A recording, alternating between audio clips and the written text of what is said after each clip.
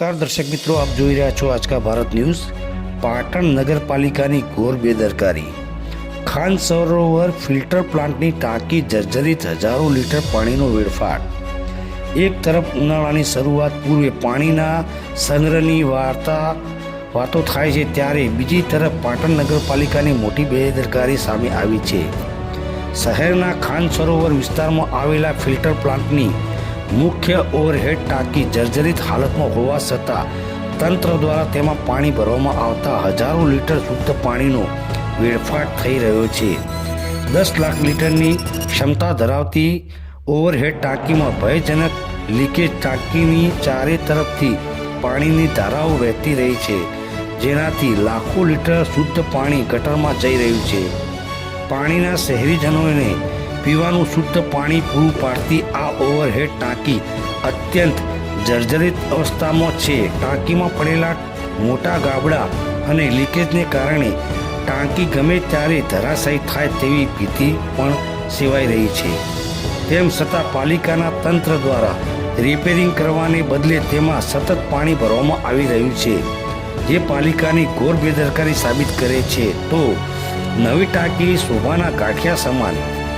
આશ્ચર્યની વાત એ છે કે આ ફિલ્ટર હાઉસની બાજુમાં જ થોડા મહિના પહેલા નવીન ટાંકી બનાવવામાં આવી હતી, પરંતુ તંત્રના આયોજનના અભાવે આ નવી ટાંકીમાં જરૂર પ્રેશર ન મળતા તે હાલ બંધ હાલતમાં પડી છે। નવી ટાંકીનો ઉપયોગ ન થતા અને જૂની ટાંકી લીકેજ હોવાને કારણે પાટણના કરદાતા નાગરિકોનો પરસેવાની કમાણી અને કિંમતી પાણી બંનેનો બગાડ થઈ રહ્યો છે। શહેરીજનોમાં આ અંગે ભારે રોષ જોવા મળી રહ્યો છે। લોકો સવાલ ઉઠાવી રહ્યા છે કે જો નવી ટાંકી બની ગઈ છે તો તેનો ઉપયોગ કેમ નથી કરતા, અને જો જૂની ટાંકી જોખમી છે તો તેની મરમ્મત કેમ કરવામાં આવતી નથી। હજારો લીટર શુદ્ધ કરેલું પાણી વેડફાઈ જતું હોવા છતાં પાલિકાના એન્જિનિયરોએ અને સત્તાધીશો કેમ મૌન સેવી રહ્યા છે? તો આ બાબતે પાટણ નગરપાલિકાના ચીફ ઓફિસરે જણાવ્યું હતું કે નવીન ઓવરહેડ ટાંકીમાં પૂરતું પ્રેશર ન મળતા અને હાલ શહેરીજનોને એક જ ટાઈમ પાણી મળતું હોવાથી પૂરતા પ્રેશરથી પાણી મળી રહે તે માટે જૂની ટાંકીમાં પાણી ભરવામાં આવતું હોવાનું જણાવ્યું હતું। Reporter Iqbal Shah, Aajka Bharat news, Patan.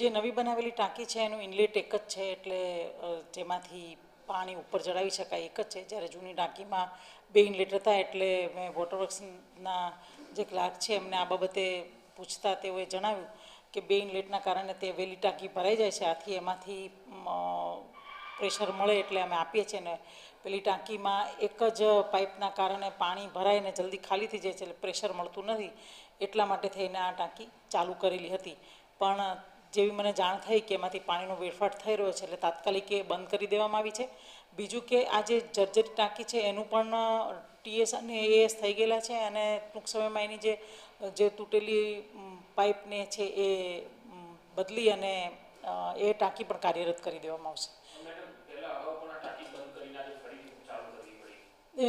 પબ્લિકને પ્રેશર આપવા માટે થઈને ખાસ કરીને અત્યારે એક જ ટાઈમ પાણી આપીએ છીએ અને જેના કારણે એમને પૂરતા પ્રેશરથી પાણી મળી રહે એના માટે થઈને બંને ટાંકીનું આવશ્યકતા